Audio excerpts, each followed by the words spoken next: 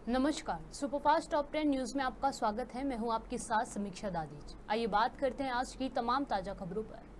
लोकसभा चुनाव के नतीजे सामने आने के बाद समीक्षाओं का दौर जारी है। शिवसेना यूबीटी नेता और राज्यसभा सांसद संजय राउत का आरोप है कि भारतीय जनता पार्टी ने चुनाव अधिकारियों को धमकाकर ये सत्ता पाई है। उन्होंने ये भी दावा किया कि बीजेपी और 30 सीटों पर चुनाव हार रही थी। हालांकि उन्होंने अपने वादों की पुष्टि के लिए कोई सबूत नहीं दिए हैं।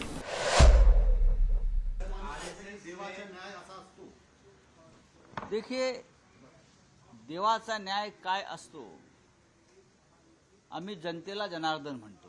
जनता जनार्दन यही भगवान है, यही लोकतंत्र का भगवान है, सब कुछ है। अगर आपने भगवान के सामने जो चोरी की है कुछ सीटों की, लगभग 30 से ज़्यादा ऊपर सीटें ऐसी है जहां बीजेपी हार गई है। डरा धमकाकर इलेक्शन ऑफिसर को आपने उस पर विजय प्राप्त किया है। वो कोर्ट में मामला जाएगा। तो बीजेपी पूरी तरह से हार गई है। मोदी जी हार गए हैं, अमित शाह हार गए हैं, वाराणसी में नरेंद्र मोदी हार गए हैं और भगवान सब देख रहा है। आप अयोध्या हारे, आप चित्रकूट हारे, आप प्रभु श्री राम की भूमि नासिक में हारे, आप रामेश्वरम में हारे, आप रामटेक में हारे। जहां जहां प्रभु श्री राम का वास्तव्य रहा वो सभी पवित्र भूमि पर अहंकार का पराभव हुआ है। रावण अहंकारी था, इसलिए प्रभु श्री राम ने रावण का पराभव किया, उनका वध किया। आज वही अहंकार राम के नाम पर चल रहा था, जनता ने अहंकार को रोक दिया है, पूरी तरह से पराजित नहीं हुआ है। वो काम आरएसएस को करना पड़ेगा। आरएसएस नेता इंद्रेश कुमार के बयान पर आरजेडी नेता मनोज कुमार झा ने कहा कि रामद्रोही कोई नहीं है। हम लोग मर्यादा पुरुषोत्तम की उस छवि को मानते हैं जिसे महात्मा गांधी मानते थे। सर, उसमें कुछ सियासी हलचल हुई, उससे एक कदम आगे बढ़ करके इंद्रेश कुमार ने राजस्थान में एक कार्यक्रम में कहा कि जिन लोगों ने एरोगेंसी दिखाई, भगवान राम ने उनको सबक सिखाया और 241 पे रोक दिया। जिन लोगों ने राम का विरोध किया उन्हें 234 पे रोक दिया। थोड़ा करेक्शन करना चाहूँगा इंद्रेश जी को। हालांकि इस संगठन में जो कुछ हो रहा है ये विस्लिंग हो रही है और उसके पीछे के कारण हम जानते हैं। वो एक कहते हैं ना वॉर ऑफ पोजीशन चल रहा है, ग्रैम्शियन टर्म में अगर मैं कहूँ। दूसरा मैं एक बात कहना चाहता हूँ, राम द्रोही कोई नहीं है इंद्रेश जी। थोड़ा नजरिया बदलिए। मर्यादा पुरुषोत्तम की उस छवि को हम मानते हैं जिसे बापू मानते थे। हम चुनावी राम भक्त नहीं होना चाहते। मर्यादा पुरुषोत्तम के चरित्र को अगर देखिएगा तो आपको ये 241 वाले मीलों दूर नजर आएंगे। बस इतना ध्यान रखिए इंद्रेश जी। बाकी हो ये है वही जो राम रचि राखा। किसानों के हित में केंद्र सरकार द्वारा किसान सम्मान निधि योजना चलाई जा रही है। सम्मान निधि योजना के तहत 17वीं किस्त की 40,50,84,000 रुपए की राशि जिले के 2,02,587 किसानों के खाते में हस्तांतरित की जाएगी। कृषि विभाग द्वारा किसान सम्मान निधि के केवाईसी आदि कारणों से लंबित मामले में निपटारे को लेकर किसानों से संपर्क कर केवाईसी की प्रक्रिया पूरी की जा रही है।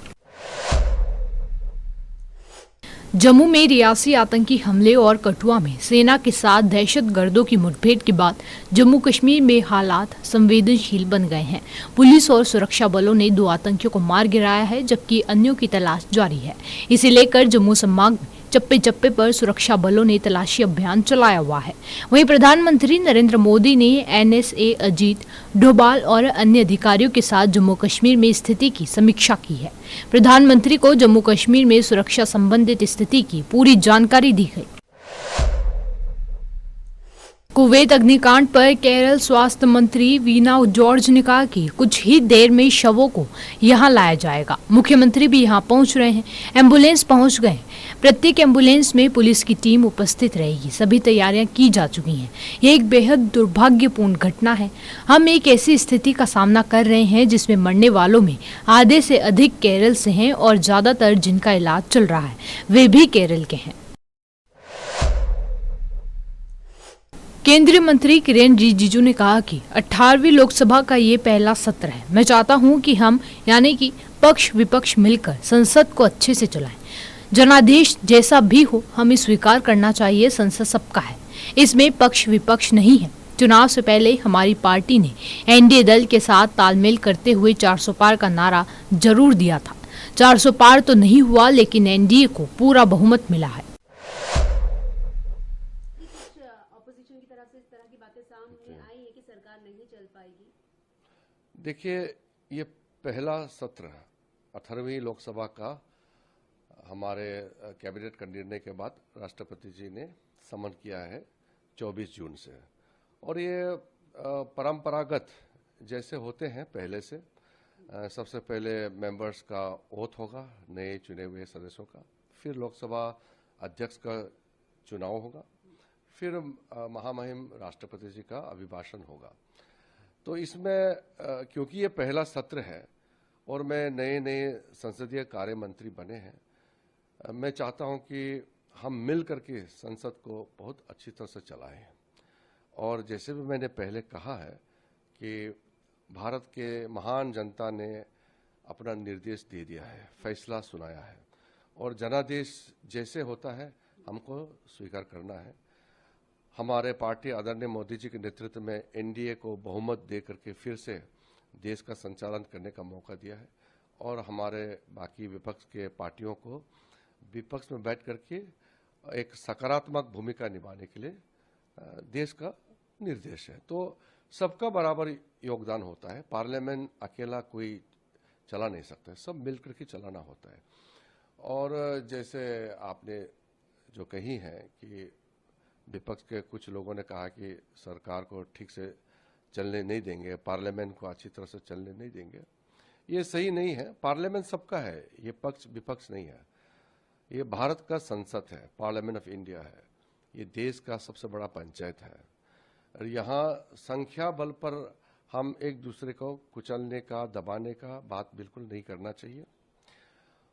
चुनाव से पहले हमारे पार्टी ने एनडीए दल के पूरा तालमेल करके 400 पार का नारा जरूर दिया था। 400 पार नहीं हुआ, लेकिन अच्छी बहुमत एनडीए को मिला है।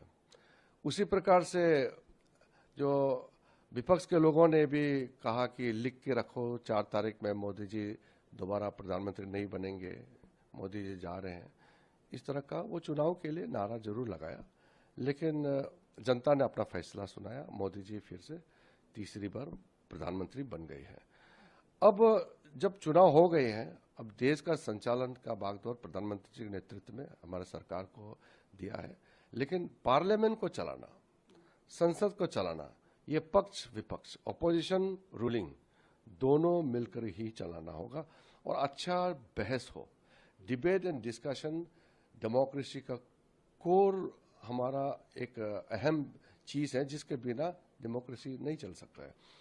जितना ज्यादा बहस होगा, जितना अच्छा चर्चा होगा लोकसभा राज्यसभा में, उतना ही बिल का क्वालिटी बढ़ता है, उतना ही सरकार अलर्ट होता है और देशवासियों को अच्छा लगता है। इसलिए पूरा देश देख रहा है ये 18th लोकसभा जो है कैसे चलेंगे, देश देख रहा है। इसलिए अच्छा डिबेट और डिस्कशन करके हर सदस्य ये प्रूव करे कि उसको मेंबर बनाया पार्लियामेंट में, वो जनता ने सही फैसला दिया है, ये लोगों को महसूस होना चाहिए।